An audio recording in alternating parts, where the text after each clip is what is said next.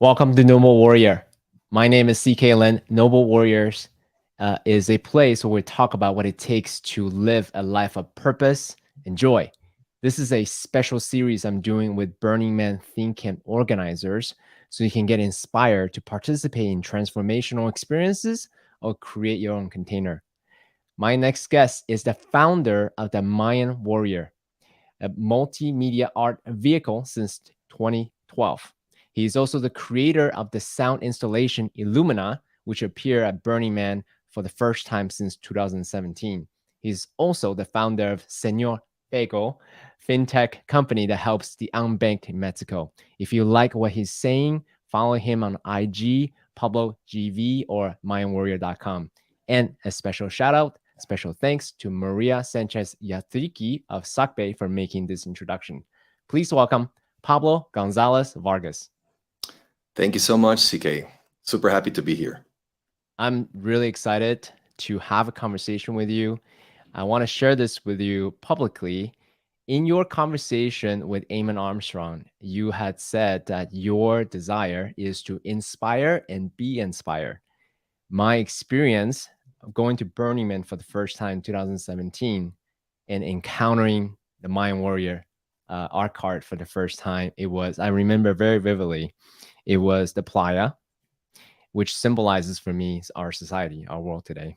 And you have beautiful, extravagant art card from different places of the playa. And there was Mayan Warrior with the big ass lasers and sound you can hear across from the deep playa. And I was like, wow, they really go all out to bring their gift to the playa. And it left a significant impression. I still remember vividly that visual. And I actually didn't know this, but I didn't know the car traveled 8,000 kilometers to be there. So an extraordinary accomplishment.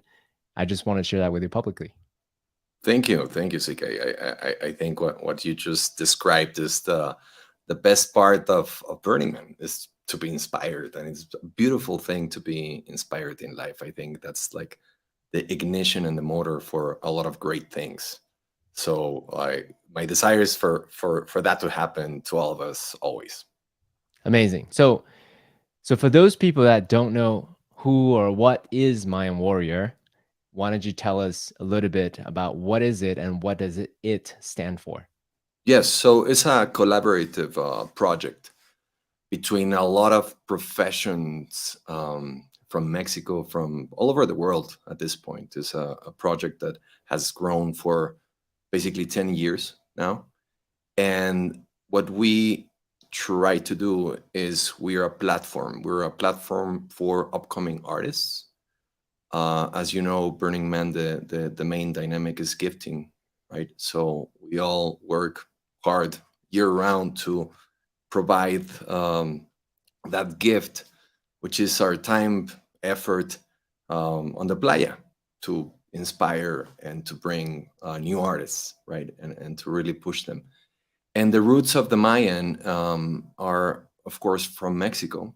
No, there's a lot of Mayan culture, a lot of Huichol culture, which is the tribe from the Peyote Desert, and we're all big fans of their art.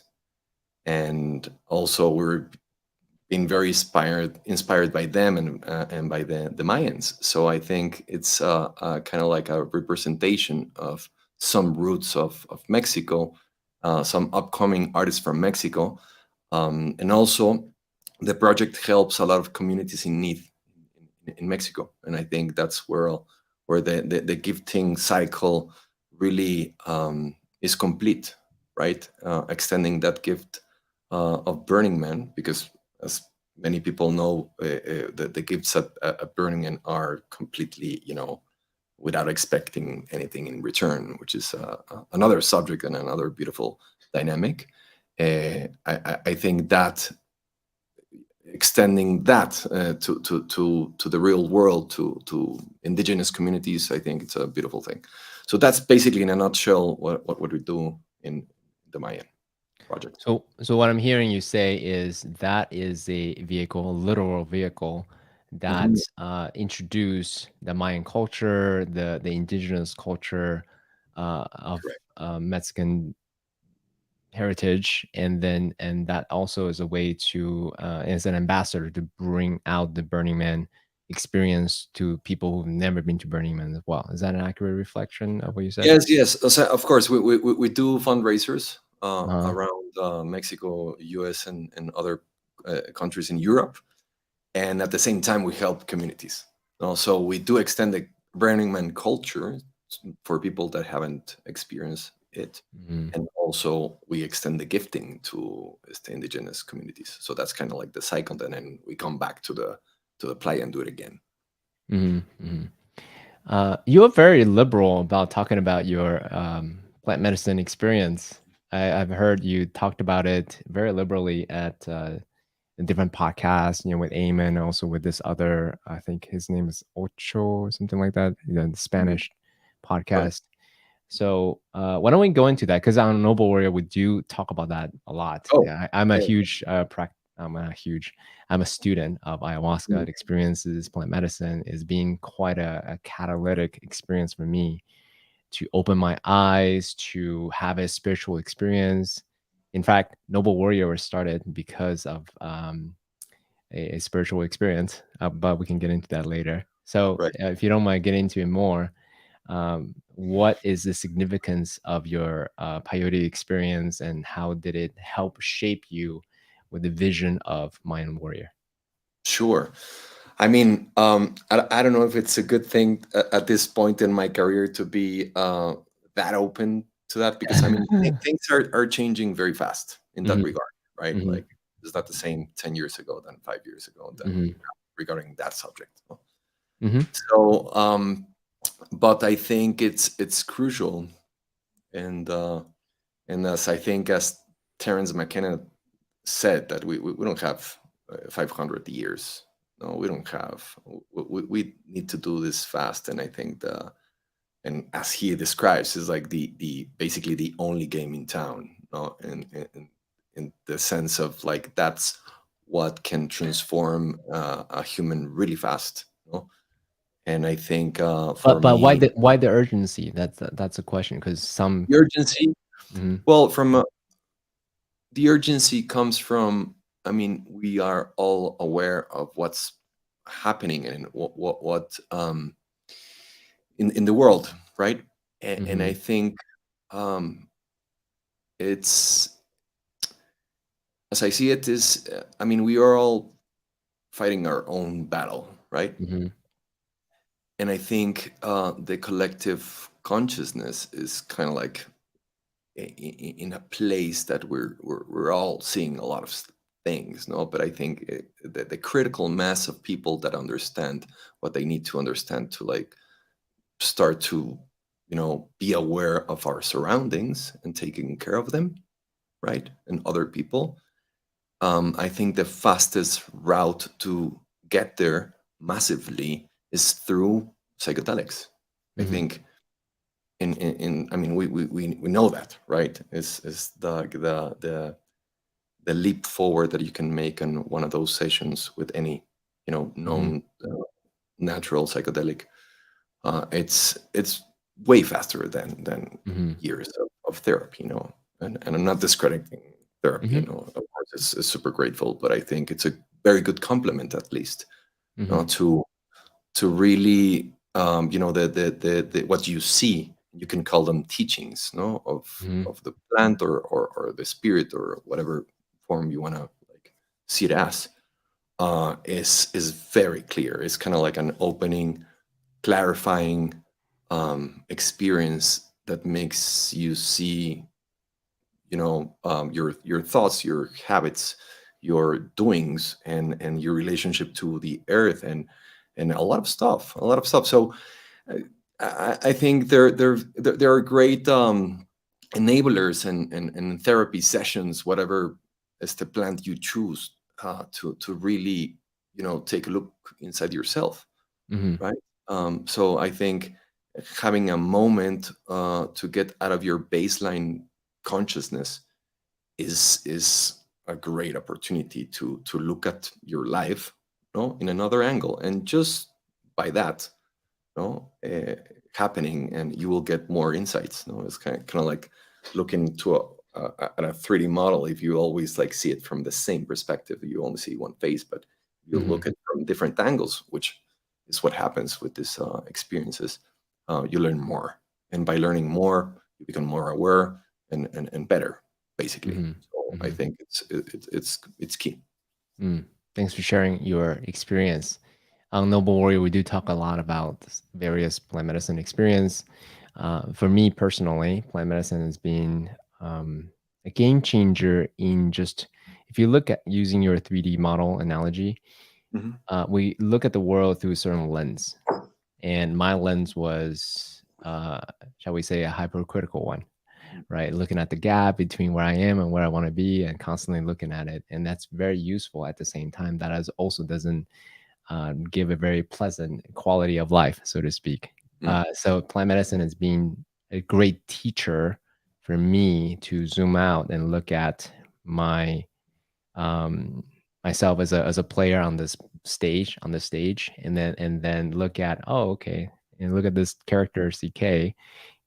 How does he get to know himself better? How does he get to know other people better? How does he see himself as the role of that he plays to the greater humanity, and allow me to learn lots of things. So I'm very, very grateful for my experience of my plant medicine experiences. Yeah, that's a great yeah, angle and way of looking at it. And I think the more we can talk about this, and we can normalize these type of conversations, because it's especially for the thought leaders, the influencers, the more they can share their personal perspective, the more that people can say, oh, okay, so it's not just, the hippies doing this, but actually, very high functioning, inspiring leaders are also using these teachers to enhance their quality of life. Yeah, no, totally. I think it's a matter of time. Sometimes I think from the ego standpoint, no, you want things to be fast, right? Hmm. It's like the mind wants it to be fast, and we kind of like expect to for this to happen very quickly. And I think from the other side of the observant, the natural progression of this happening and permeating into society, and after this happening, eventually you will have leaders in powerful places in the political landscape or the entrepreneurial landscape, making decisions and being part of this movement and being more aware. Hmm. So I don't know. I'm very excited to see what's going to happen in the next 50 years.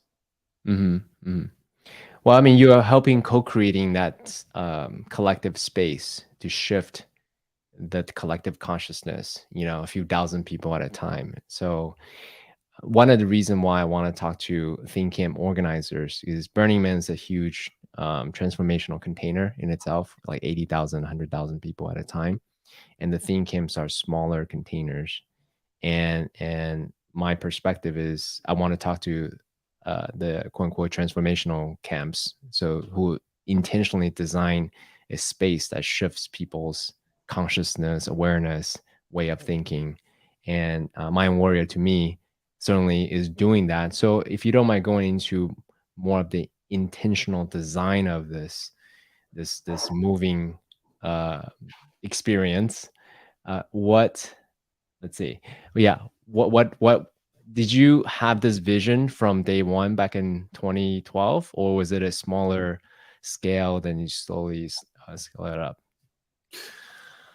I mean, I think has been a progression. The initial vision was came from a huge excitement of like knowing Burning Man and having the experience of going and seeing everything that you see there and being inspired and like just wanting to participate next year. No, Mhm. it came from that impulse of wow, I want to be a part of this and contribute. And I think a lot of people experience that. And and of course, the project started to come together, and I think at the beginning was more about, you know, Mayan calendar, the world ending on 2012, which was Hmm. the first year of the project, and that was kind of like the first that mix with, you know, the sacred geometry, psychedelic, indigenous art, Tron, Burning Man inspired kind of thing, right? But as the years passed, and also having, you know, this blend experiences, no, with the Huicholes, with and peyote has been like very,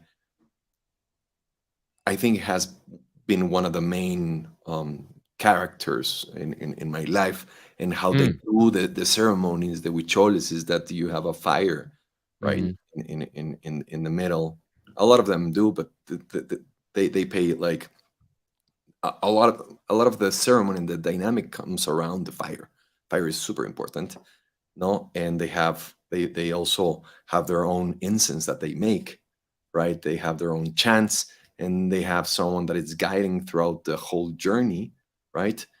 And so I think we started to see some, we wanted to emulate something like that, right? Mm.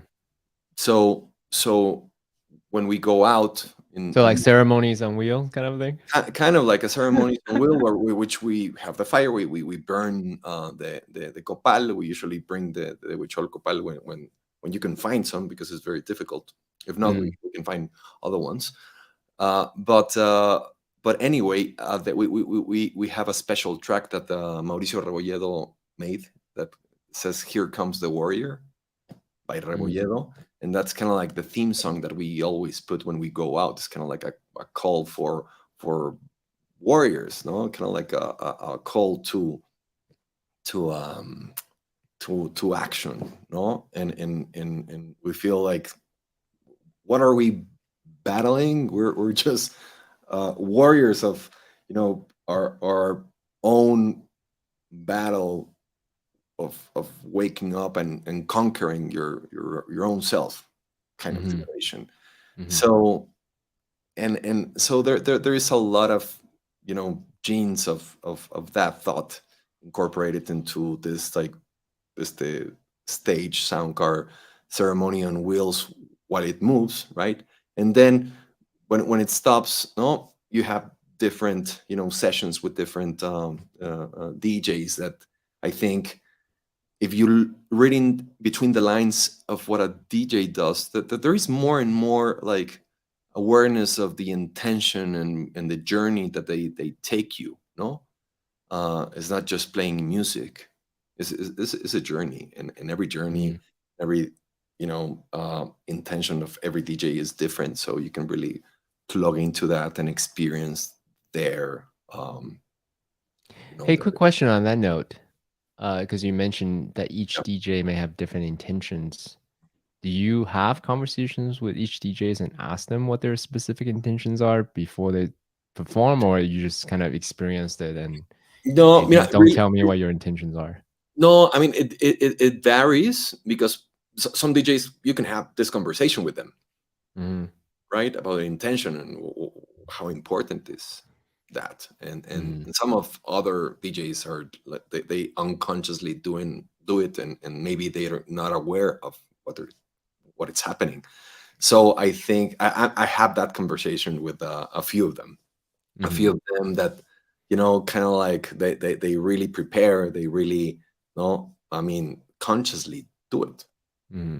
Hmm. and I think that's going to happen more and more, of course. Hmm. And you said that it's a ceremony on wheels. These are my words, not your words. My Yeah. interpretation. Yeah. And to and then the goal is to activate something, right? Taking action towards something. You said earlier. By the way, warrior, why noble warrior? Mhm. Here, the definition of warrior is the having the courage to lean into the discomfort to Mm. discover oneself. So when you said what Oh, you said, like that's to me the same definition. I love it. It's beautiful. Yeah, leaning into Yeah. discomfort. That's the place you have to be, Yeah. to evolve. I'm gonna adopt that. Please do. Let Please do. if you let me. Let's propagate this thing. Yes, yeah, yeah. And so Mm, that's what happens out in the playa. But I think the main transformational experience for me, at least, and for my colleagues, is at the camp. mhm, And I think what happens there, and I think everybody that builds a camp and builds anything on the playa has experienced this dynamic of, um, it's a journey from beginning to end, the whole Burning Man experience, and this discomfort that you're talking about. You mm, really lean into that because, I mean, in the real world, whatever organization you're in, no, everything is, hey, you have to do this because you have to do it, because mhm, that's your job and you're receiving a salary for it. So mhm, so the reason you're there is very, narrow, no? But mhm, going into a collaborative space to kind of like survive and make a home, and try to share, the load of building something like that, because people don't know, but it's a big task to build something on the playa, a big task.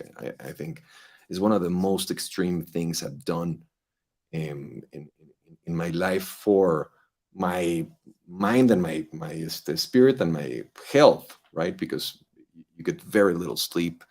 um, mhm, you have a lot of pressure, and by pressure, people may think like, whoa, what do you mean pressure?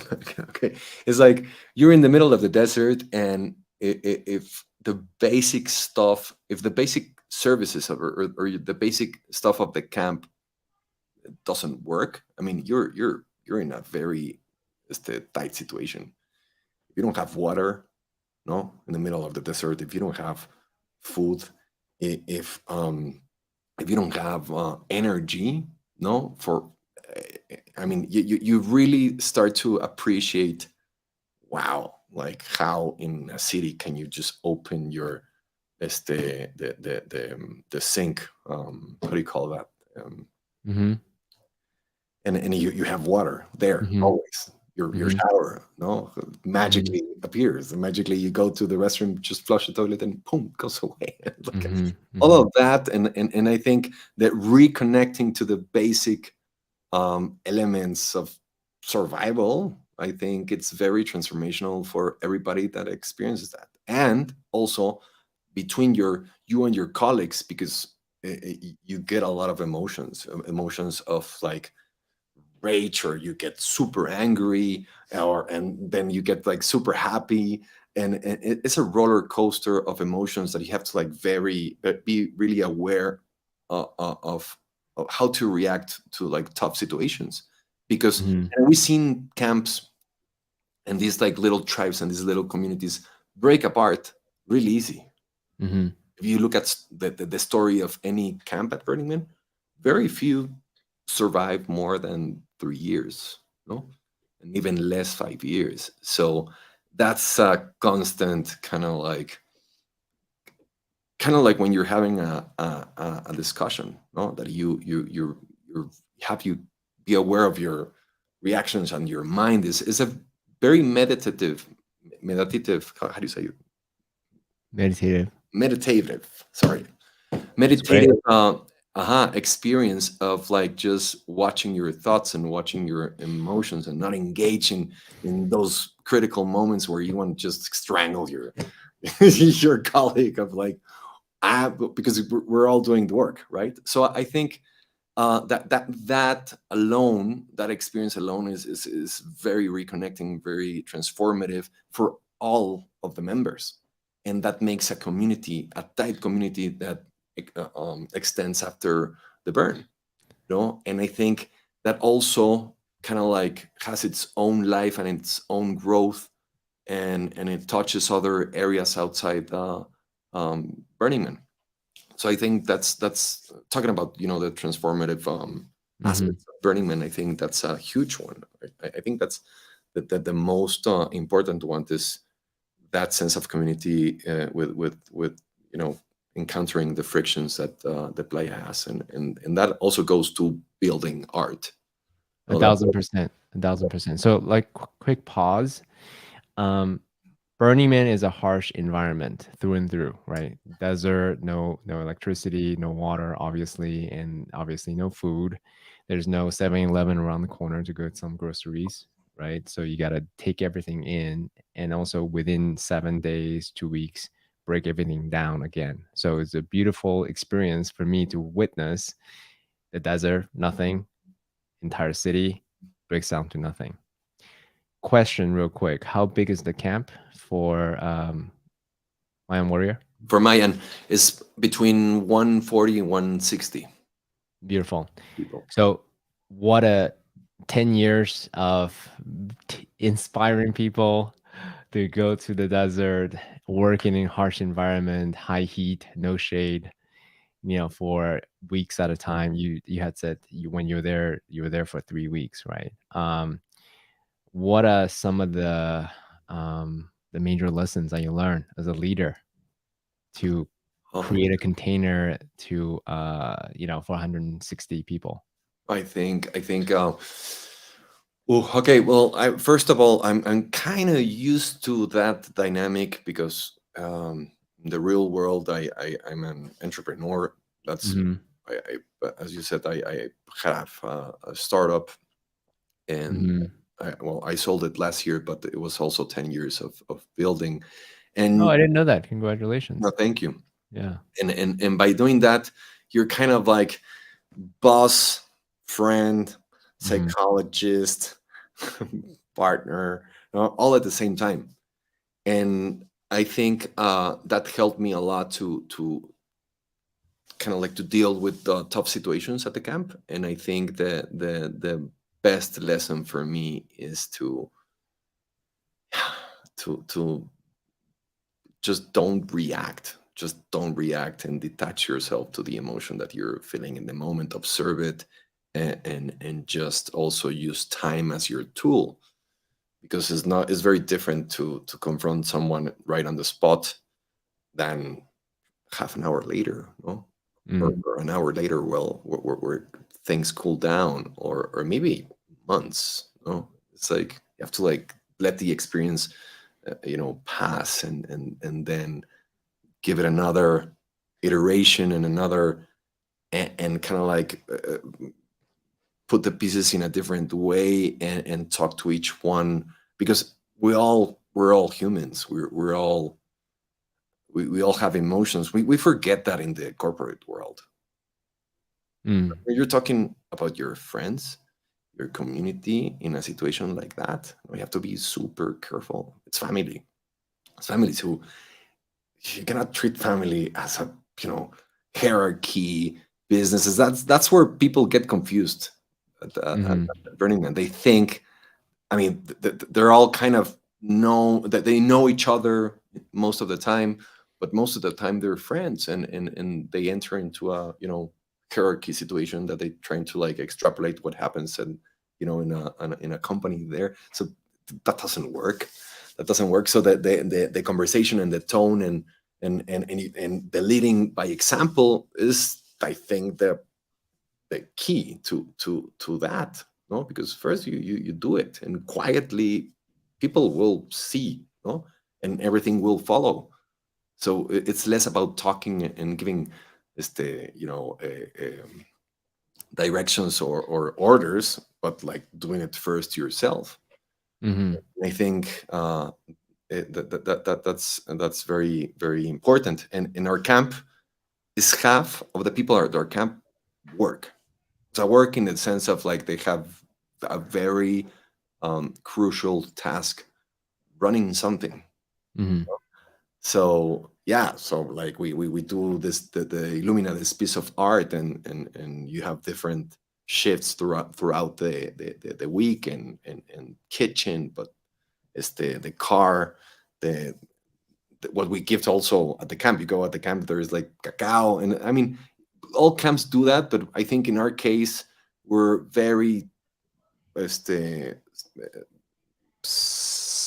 work centric as the provide the experience. So we are on a mission, half of the camp. Mm. Quick question there. I was speaking to actually many. Let's see, I think you are, I think, camp number 7 that or number 8 that I speak to. So I Wow. talked to Mystic, Playa Alchemist, Camp Epic, Mm, all these different camps, right? And legendary. then providing big experiences to the playa. And one thing I notice is most camp organizers don't become consumers of other like experience because they're holding the fort down. So they're managing the Oh producing of the event itself. Do you find yourself mostly holding the post of, hey, let me make sure that this experience happens for as a gift to the playa, or do you also find some free time to go out and experience and be the consumer of the playa? no, I think I only did that my first year back in 2011. The rest is just I see things from afar. It's just like, and that's it. Because like for us, we start to operate the car at 5 p.m. for Mhm, our sunset set, and we don't stop until 10 in the morning. mhm, And from 10, breakfast, sleep, wake up at 4, eat, back again. And mm, that's kind of like the loop. And there's different teams, but myself, I try to go to like every day, and mhm, this year I did kind of like did my escape discovery, quick um, for looking around with my girlfriend, and I think that's the first year I did it for like just mhm, for an hour, and came back to see the art. I love seeing the art at the playa, mhm, to see how mhm. they did it and stuff like that. But yeah, I think that's what happens to most of the who the people that are running art or Mhm. camps or art cars. So on Noble Warrior, we also talk a lot about purpose. What's your definition of purpose? My definition of purpose. Mhm. Hmm. How do you define it? And then also, what is your perspective, your purpose? Yeah, well, hmm, got me off guard with that. Uh, Yes. yeah, uh, it's kind of, Well, how about this? While you think, let me articulate why I asked that question. Is that cool with you? yeah, sure. All right, awesome.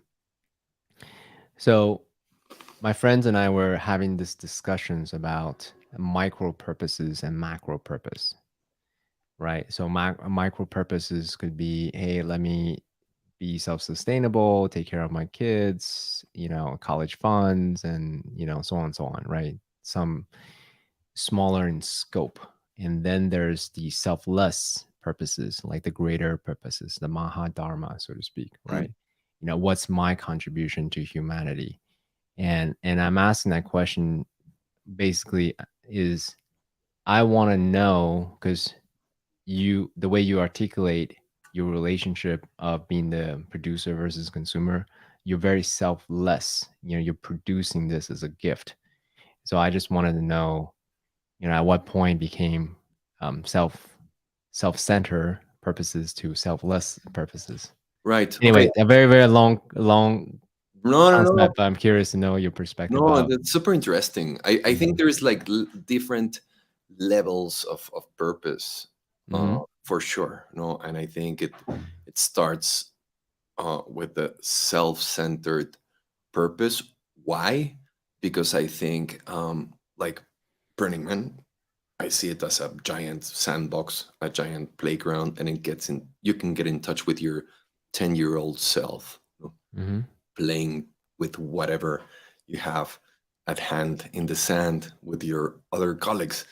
And I think that to be playful and to have that experience inside yourself, I think that's the first like block of this. That's where it started.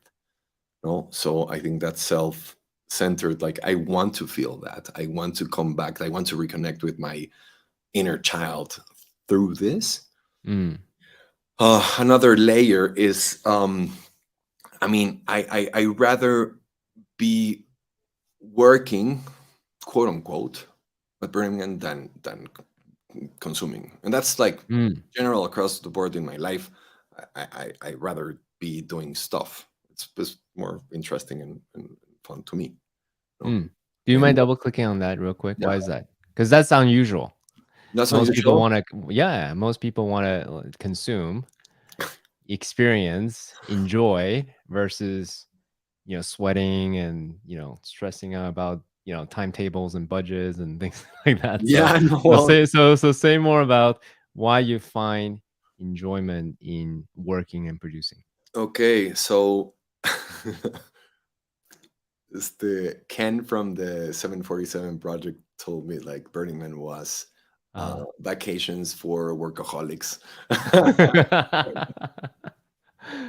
got No, it. but I think it has a deeper layer to it because with the let's call it reward, and maybe Mhm, it's not the right term because it's in another like plane, but the reward that you get from doing stuff at Burning Man, mhm, you really strike something inside you because there is a resonance of like, and it has to do with the gifting, right? The gifting when you give and you are contributing to something bigger than yourself is like it's a very high frequency feeling, mhm, and it's coming back in a feeling.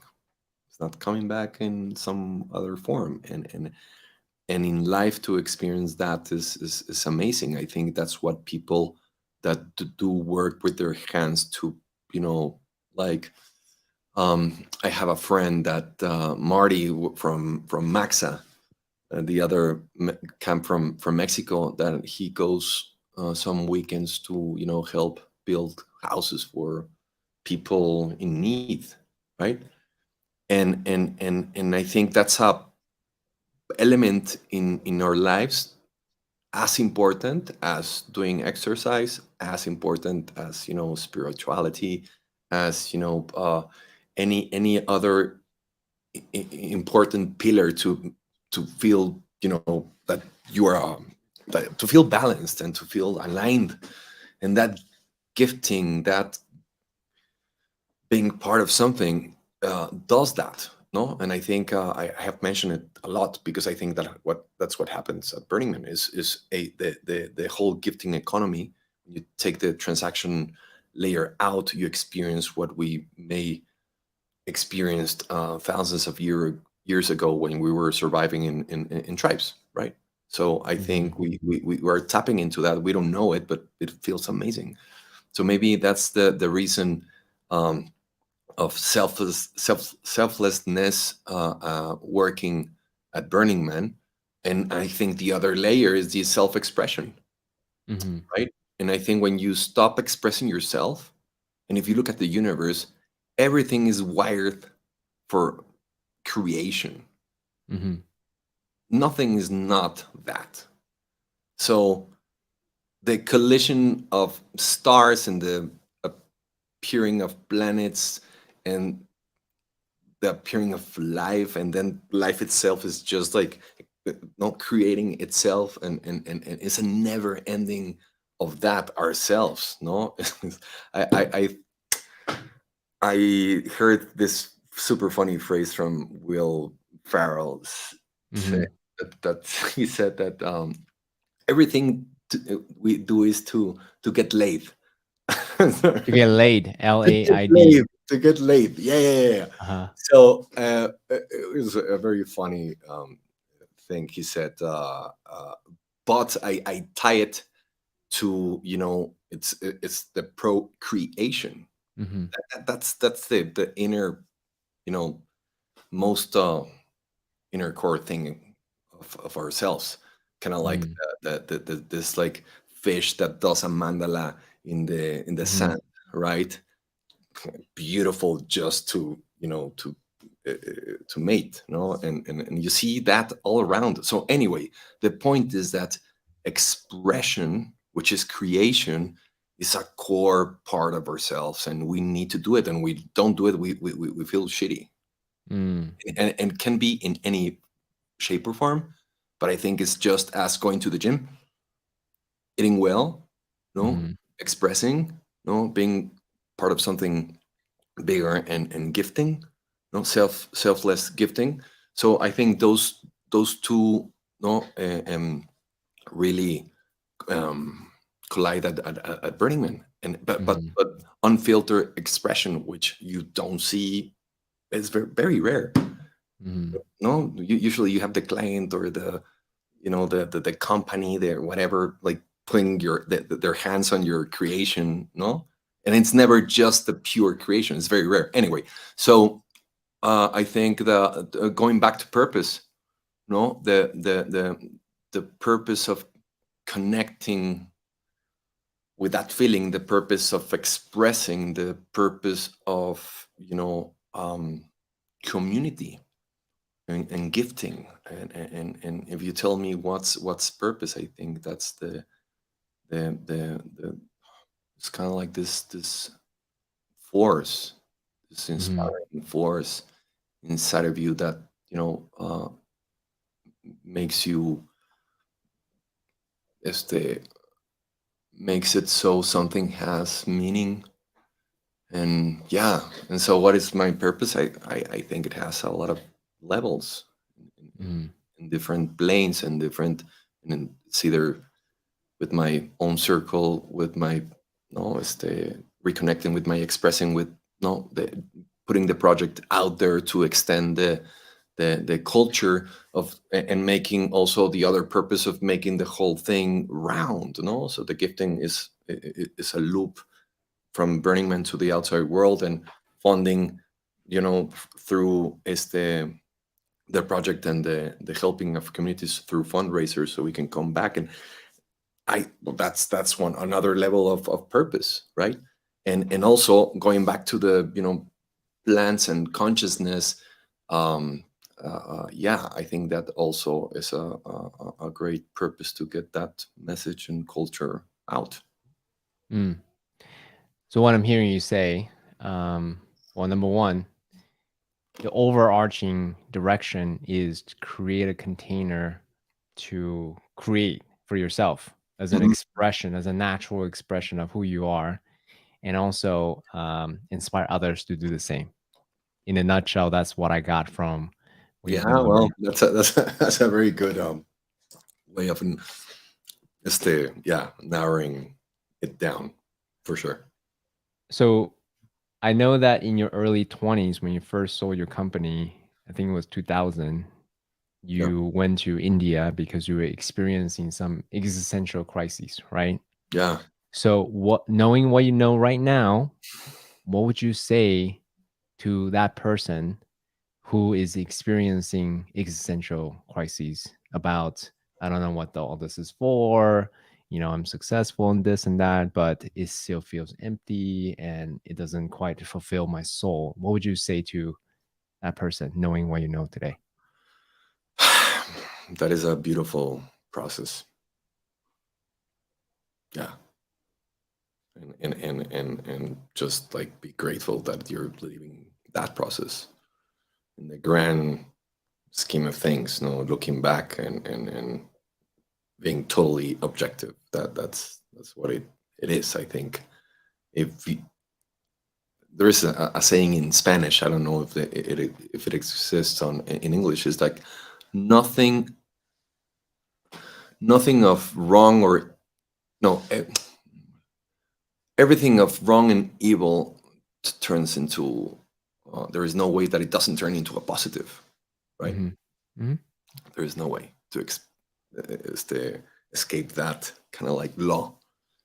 So yeah, as humans, any crisis, any inner searching, and I think the experience of losing yourself, and finding yourself again, and knowing you and leaning into discomfort so you can, push through your traumas to transmute them and to like dissolve them so you can be more whole again, and going through those scars that feels like it's super scary. I mean, that process is beautiful. That, I mean, what better thing than that? No? Yeah. So what I'm hearing you say, what you're saying to the younger self, the people who are experiencing existential crises right now, is trust the process, do your best to enjoy it. You will appreciate it later on and learn the lessons. Correct. Yeah. Mhm. Yes. Mhm. Well, here, let me be the skeptic and push back, right? Let me speak on their behalf. Like, but Yes. it's so painful. I don't want this. I need to get out of pain right now. Well, no pain, no gain. I mean, we all know that. So why would it be different with your emotional process? Yeah, Hmm. it's exactly the same. I think yeah, same dynamic. Yeah. Well, here's my assertion, Pablo. What Mayan Warrior is providing in the playa, off the playa, is to give people that space of inspiration, so they have that spaciousness to relax and be inspired. Like, oh, life is great, life is fun, life is full of joy. Let me access that. And if Pablo can, attract all these artists to bring their beautiful creation to the playa, maybe I too can do the same, right? Bring it to the playa, bring it to the planet, and bring something that's unique that only I can bring. So that's something that you're not saying those words, but that's what I get from experiencing Illumina, Mayan Warrior, all the musicians, all of the DJs. That's the vibe that I get. Like, hey, it's possible.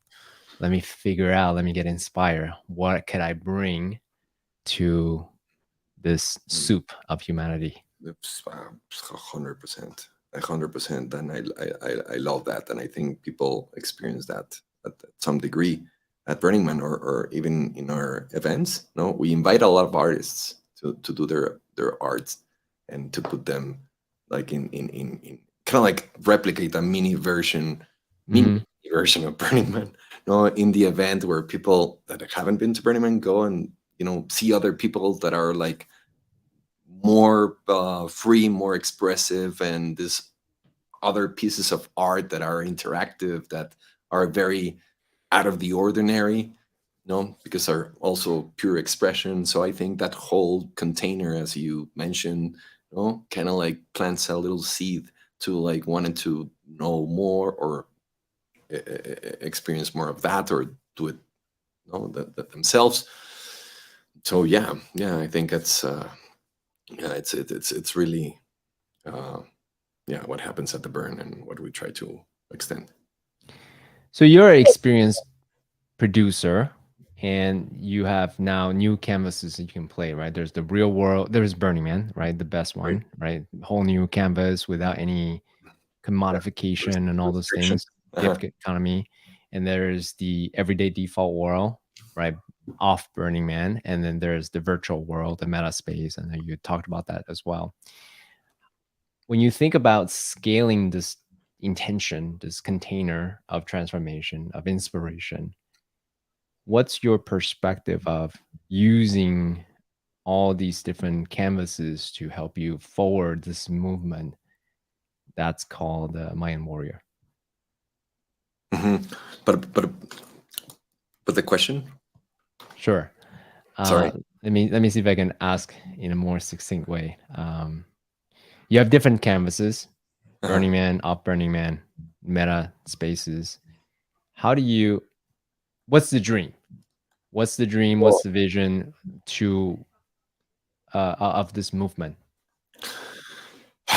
man, like, okay, what would inspire me is to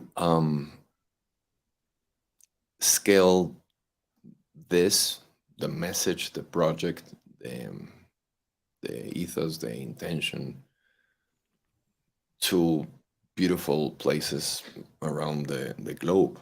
I think that that will like be very inspiring for me.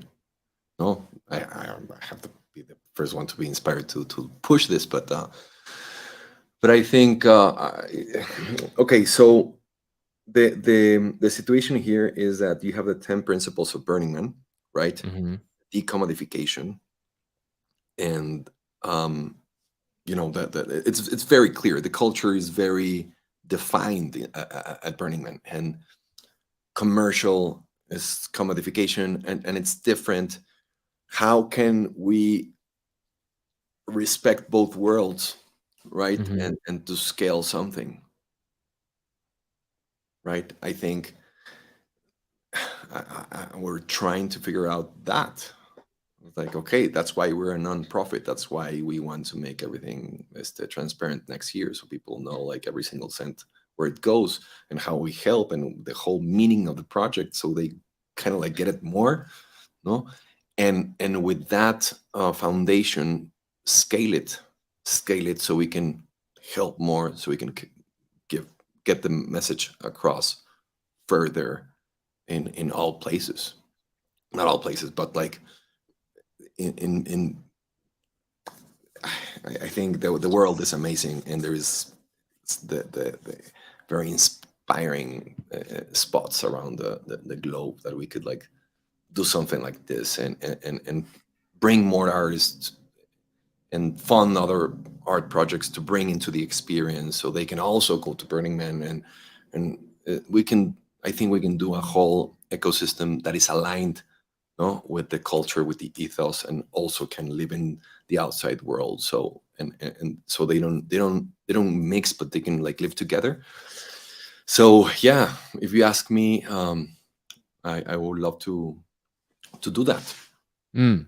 So what Yeah. I'm hearing is having a platform to support these artists, so that either they cohabitate or collaborate together, and to be able to make more art. This is what I'm saying. This is Exactly. what I'm hearing. Exactly, because like at the end, it all comes down to funding. Hmm.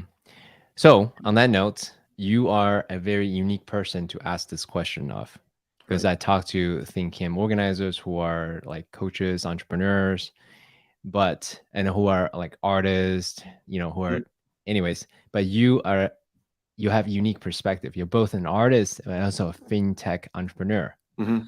Yeah. So that makes your perspective, if anyone who could think about ways to fundraise or finance or patronize these Right. artists, I think you be that guy, because you understand the artist's mind, you understand the financial instruments to help Right. support that. What are your ideas to do that right at this moment? Yeah. Well, I mean, at the Not to end, put you on the spot or no, anything, no, but no, no, no, no. But at the end, any organization, you can look at it as a machine, hmm any, right? And the machine needs fuel, hmm period, hmm right? And it has to be self-sustainable, hmm right? And so that it can grow.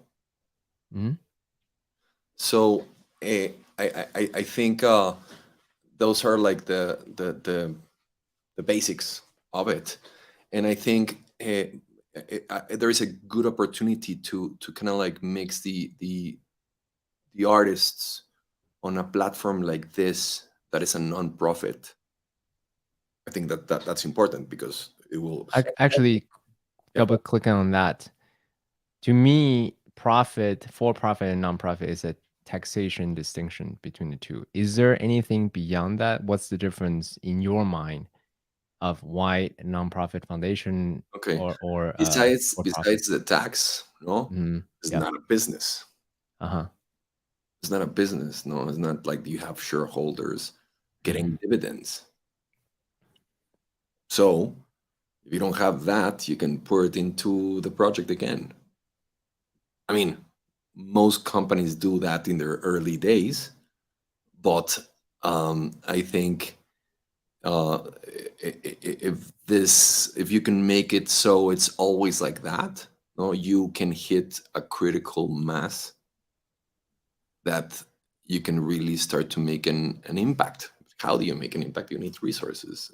How do you get the resources? No, so the, we're figuring out how to do it, and I think we need to have conversations with the community, Burning Man org, to see like, hey, how do we feel we can fit all these pieces, that for this to happen and that can feel right, no, give a good message.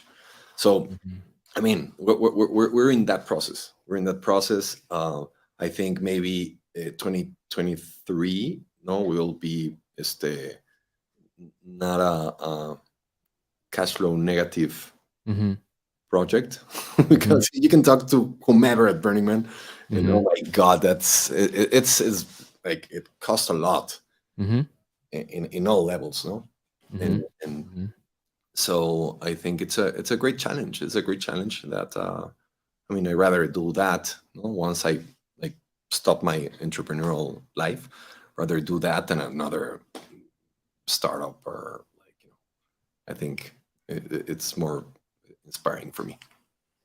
Yeah, one of the things I definitely feel you whenever you speak at your heart, you're an artist. And we can talk about why you started fintech companies or this type of things with your father, and it's a separate topic. But at your heart of heart, what I felt is you're an artist. Yeah, I can't wait to do that full time, really. Oh, okay. So yeah, actually, one thing I noticed about your LinkedIn, you have multiple things that's happening still. So you're like, instead of serial entrepreneur, you're a parallel entrepreneur. Yeah, circumstances have brought me to to this point where I kind of like need to do different things. But I mean, after a while, it's like, what is this all about, and what really fulfills me? And I think everybody should like ask that question at some point. So for the people who are, I call them modern householders, right? Who are thinking about, hey, I have responsibilities to my employees, to my family, to my kids. Yeah. And there are also projects that I find more purpose, more meaning. And I'm either finding a good balance between them or transitioning to that. What would you say to those people who are also in similar shoes, who are grappling with their life decisions? Okay, man, that's a tough one. It's easy to say, follow your passion and the money will come later, right? We hear that a lot. I think it's true. I think it's true, and I think every year it gets easier because we come from a place where like just big companies and you get a job. And there was no other way to like make a living or make a company. And now I think it's easier to to have the thread of between your passion, your calling, and to make it a business. Not a business, to sustain yourself doing that. I think it's easier every as time goes by. So I will say just like follow that. Well, and of course there is some this the endeavors or disciplines that are like easier to monetize than others. I understand that also, but but at the end, I mean, what are you? The question of how would you rather spend your time? No, doing something that you don't like or you like. So I think you have to like deep look into you or yourself and sacrifice maybe stuff that you need to sacrifice because, man, doing something that you don't like is like it's heavier than anything, I think. Oh, maybe. So for people who's looking at Mayan Warrior as a great example of success, right? You're impacting thousands of people. You have the brand. You are collaborating with world-class artists and creators. Mhm. and that you're impacting people all over, North America and South America. Mhm. What would you advise, other creative entrepreneurs who is looking at you as a success example, in terms of creating a movement, creating marketing, creating this very cohesive experience? Mhm. Any specific advice for those people who are thinking about, just in terms of movement and marketing and these type of questions? Oh man, that's that's a very high level. Okay, so first of all, I mean, what is success, Mm-hmm. right? If I look at the Mayan project, I mean, the potential is way bigger, and we are a very small project compared to, no, so it's a very niche, small Mm-hmm. project that, so I mean, it's working, no, but it needs a lot of more work and dedication to to reach a point that like, hey, this is successful because it does like very impactful things in altruistic ways, and it's beautiful. There's a lot of angles to it, no? Mm-hmm. And success means different things, What right? does it mean for you? Success means to do something that it's aligned, a line that and that is coherent. That's very difficult because, man, I mean, life it's very, and I think it's a reflection of ourselves, right? So the more aligned we are, it's the more clear. No, the more coherent means that, no, there is less divisions inside you, right? And and it's more a more solid one piece thing. And I think when you look at companies and projects, and you find contradictions, you find some stuff that doesn't work, it's kind of like the same thing, right? Mm-hmm. So I think success is yeah, what we all want actually, is to be whole, to heal everything that you have inside, and eventually anything outside will be a reflection of that, and vice versa, maybe Mm-hmm. I don't know. So yeah, I don't know if that answers the question. But Well, I went too hippie on the response. no, not at all, actually. So, on Noble Warrior, we do talk about this a lot. I might personally have a course that's all about supporting and empowering entrepreneurs to be more purpose driven. So, in my mind, it's a spectrum, right? So, there's the awakening Mm, stage, and there's the people who is, maybe, yeah, fully self actualize as a purpose driven entrepreneur. And in my mind, the first thing to do is healing, is coming back to wholeness. yeah, Because if you create something based off on not being whole, all your creation is wounded in some ways, right? So in my mind, it's very important to come back to wholeness, or at least functionally whole. yeah. I think that's super important, or the most important thing I can say, right? Because when the more whole, the more healed, you will have the emotional strength to do a lot of stuff that maybe, no, we're not doing right now, right? Because everything, there is a carton of fear in everything, Mm-hmm. no? And I remember Madonna in an interview. Madonna the singer. Madonna the singer, in an Uh-huh. interview, which, man, that girl pushed limits for sure, right? Mm-hmm. Regardless or of the other stuff, but she said like, every day do something that it fears you, Mm-hmm. that fears you. Yeah. So I think is that there's a curtain of fear in everything. So the stronger you are, the more whole and the more healed, no, the less um that curtain is going to be there Mm. in different aspects. So yeah, I think it's super super important, and I think that's the work. That's the work that we have to do. And that's the most meaningful thing. No, we can do on this life.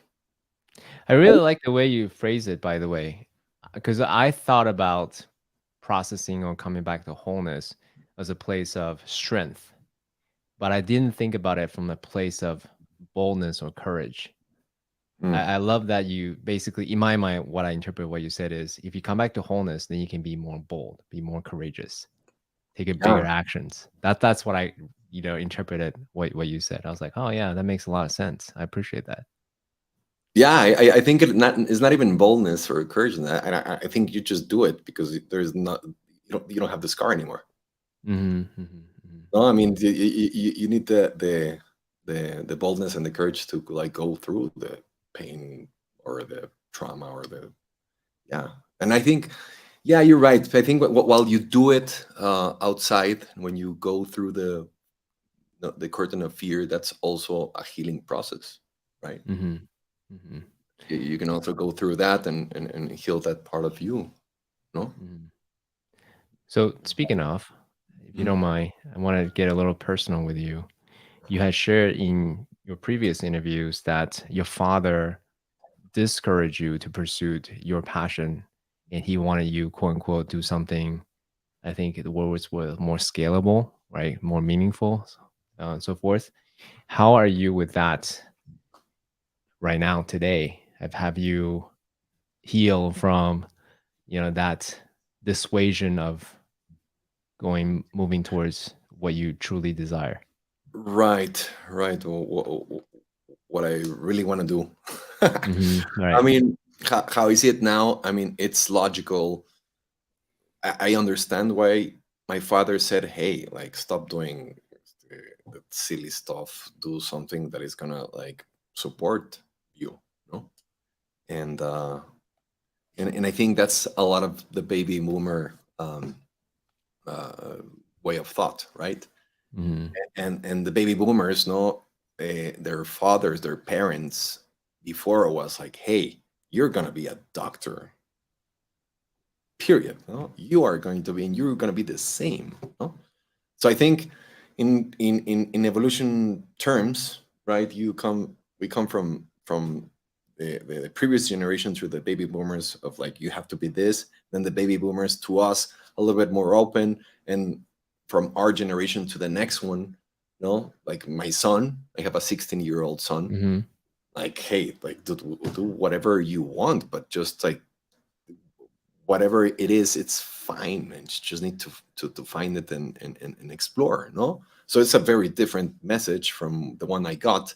So at the end, what I see myself happening in me is that I lived the process of the evolution of that generation, right? And it has its like nice things. What are the nice things is like, hey, being able to experiment, like doing maybe what you not love doing, and then no transitioning to what you love doing, and having that experience, and that alone is worth it, right?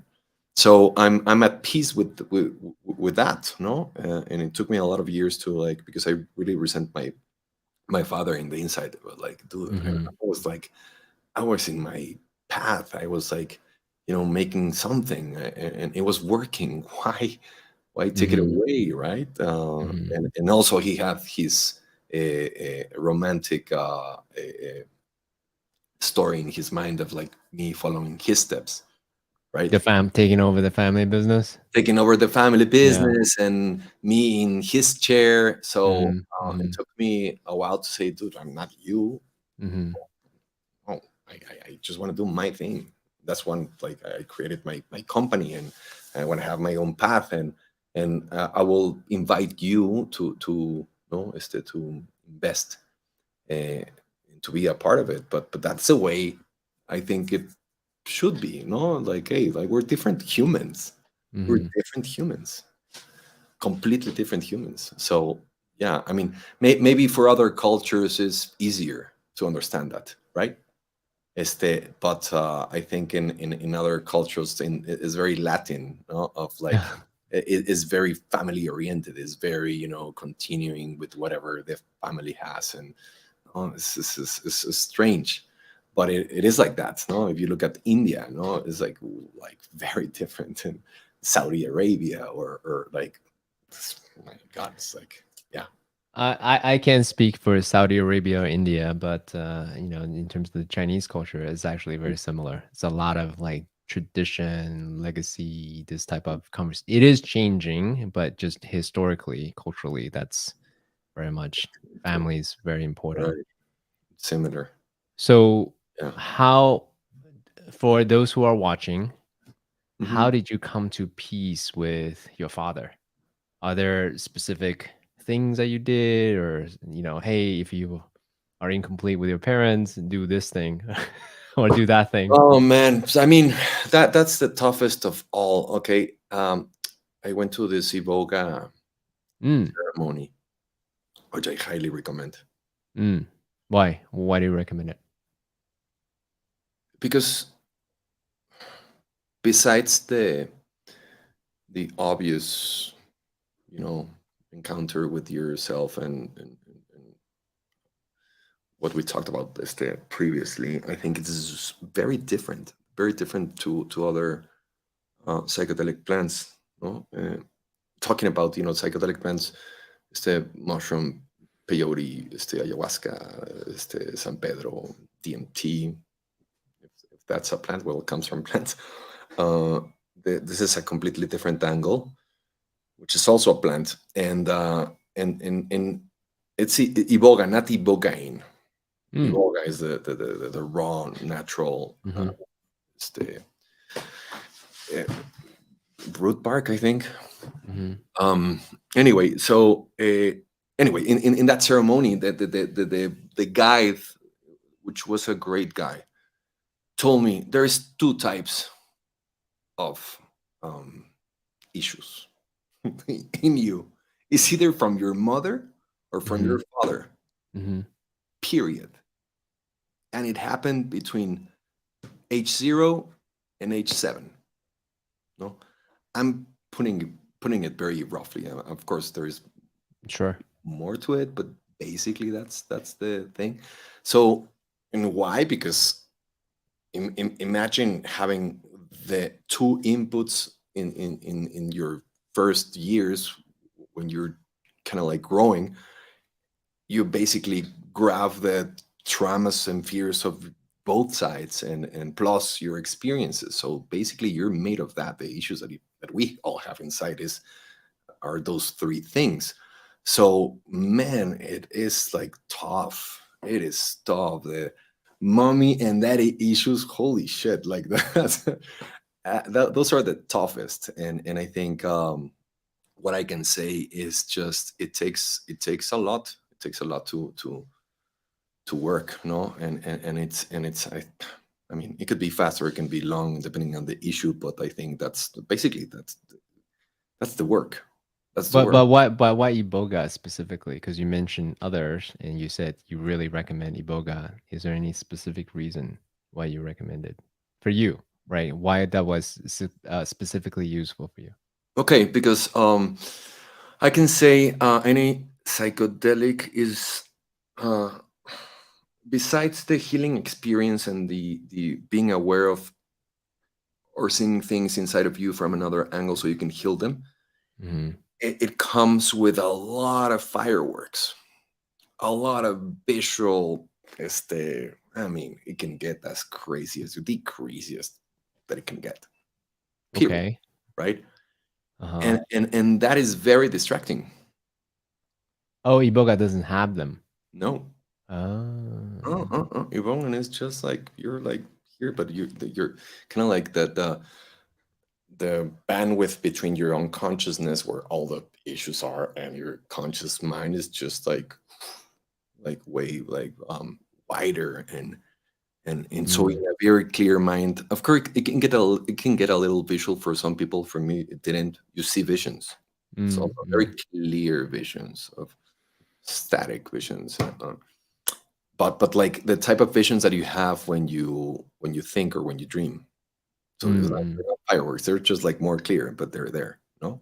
mm, mm, Este, mm, So, uh, and that's another conversation. Whether they come from is either with the third eye or the mind, or both, or a projection. Like who knows? No, but there is way less fireworks, so you have a more clear mind to go through stuff.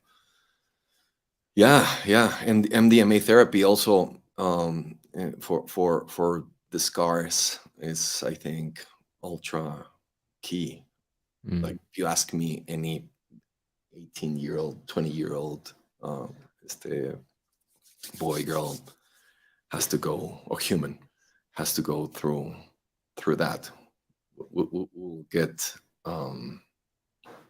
it will be a way easier life if you do that. Uh, mm. I'm I'm sure, and there's a lot of studies right now, no, of regarding that, maps, and yeah, I think that's gonna be a quantum leap in evolution of humanity when that gets, approved, or seen as a legit way to heal. Yeah, Thanks for sharing that. yeah.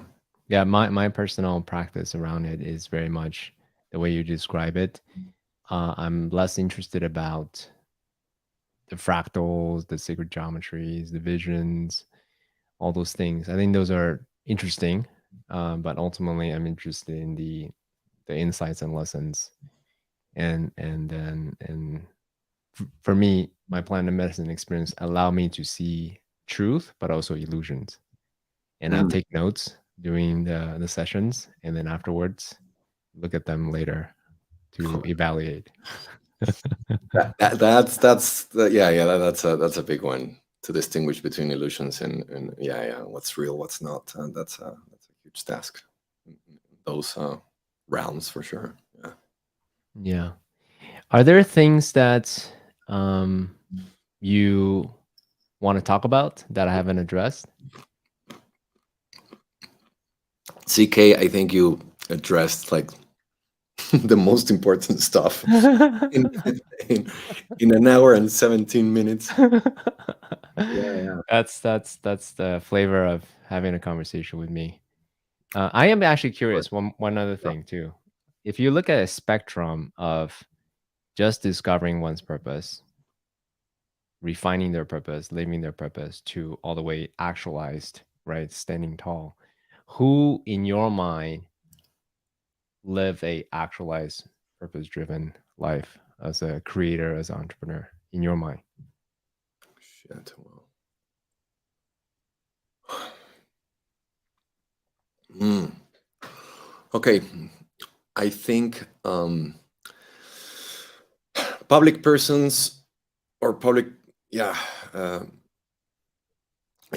that's a is not that. I think it's difficult to say and to judge, because like, I don't know them, no. But Yeah. where I see this more is Hmm. with artists. Hmm. Artists, no, when you see them in their, este, in their element, doing their thing, and you see, like, you can see it, not see it, you can, like, kind of like see that they're in their place, right? Nothing is, or very few things are off, and they're walking the talk and doing their art, expressing and living from it, and Hmm. and everything they do has this tint of like, is with a very gracious. No, that grace is very unique and very of them. Very, yeah, yeah. Versus the corporate. No, sometimes you meet people in my world of like, hey, so you see one side of them in the office, in the corporate world, but you don't see them. Hmm. It's when you get out of that context and start to see kind of like their true, essence and nature, and it's beautiful. So if you ask me, yeah, artists are is Any always, yeah. any specific person? No, I'm asking that question because I have some follow-up questions for you. So who is, I know there are many artists, and you mentioned quite a few in your previous podcast. Who is a person that you admire, who's congruent, who's coherent with what they say, what they do, how they Oh, dress, how they act? right. Um, Sabino, Sabino is one of the artists that works, uh, that collaborates on the project. And that guy, I mean, his whole thing is like, wow, very just, cohesive and expressive, and it's beautiful to watch. Very inspiring. It's like, hey, man, I have to get there someday, right? So if you don't mind, dimensionalize a little bit more. What about Sabino? He's expressive, and what else? To have you say like, wow, he's an actualized, Yeah, purpose-driven creator and entrepreneur. yeah, because of course, well, first of all, he's an artist that has some Zapotec roots, which he's very Oh, true. what? Zapotec, I, Zapotec I is don't know what that yeah. Well, means. that's a strange one. Kind of like Aztec, Like Mayan, Aztec. Okay. Zapotec with a Mhm. C. Um, comes from that culture, Oaxaca. Mhm. He embraces that culture, but brings it into the modern age with like a beautiful style, and the whole ideology of the Zapotecs is what he kind of like preaches through his art, and has its own self improvement and evolution uh, with it, and expressing also that, right? And mixed with kind of like spacey. Um, you have to see his art. You have to see his art. Cosmic inspiration. No, so very very aligned, and he's doing well. He's an upcoming artist from Mexico, Oaxaca, that is beginning to be recognized internationally, and it's very unique. It's like as unique as like, wow, this is like I've never seen something similar. That's Mm. also super rare. No, and yeah, so those types of humans, characters are very inspirational for me, and I think in the project we have a lot of those. Luckily, they have like we have found ourselves. And I can mention like Paolo Montiel, which is a lighting designer that also very similar. Rebolledo, which we talked about earlier, his whole lifestyle and art is very consistent, and the way he lives, his whole house, his whole dressing, his whole everything is like very him, his music. So yeah, I think those are the type of characters I look up to as a, a human that it's doing its thing, and yeah. So how can we, as listeners, let's say being inspired by you, inspired by all these artists that you mentioned, practicalize, or Noble Warrior, right? Dojo moves. What kind of practices can we use as a way to move ourselves towards a more actualized way of being? I think there's thousands of paths. What path have you taken on personally? Yeah, I think whatever path that it's healing, Hmm. no, the result will be that we're talking about. No, and of course I only know that from my experience, because I only know me, like, right. So that's Hmm. only know you. Hmm. So I do see a perfect, you can trace a line of like the more you heal, the more you'll be aligned, and also things around you align as well, and everything follows. But first, yeah, it's inside for sure. Yeah. Mm. So yeah, anything that accomplishes healing. Mm. So there's a wide menu of of stuff and spectrum to that. so if I'm hearing you right, for those who aspire to be even more purpose driven, even a better entrepreneur, I may put words in your mouth. A good place to start is heal thyself, come back to wholeness. Is that recreating what you're saying? Correct. Beautiful. Any last words you wanted to say before we complete our conversation today? No, it's okay. I think yeah, nothing. I'm super grateful to be here. This is a big surprise, CK. Very subtle but profound but beautiful. The conversation and podcast you have. I had the chance to like browse through your guests and wow, that you have an amazing roster of people, and I'm honored. Thank you.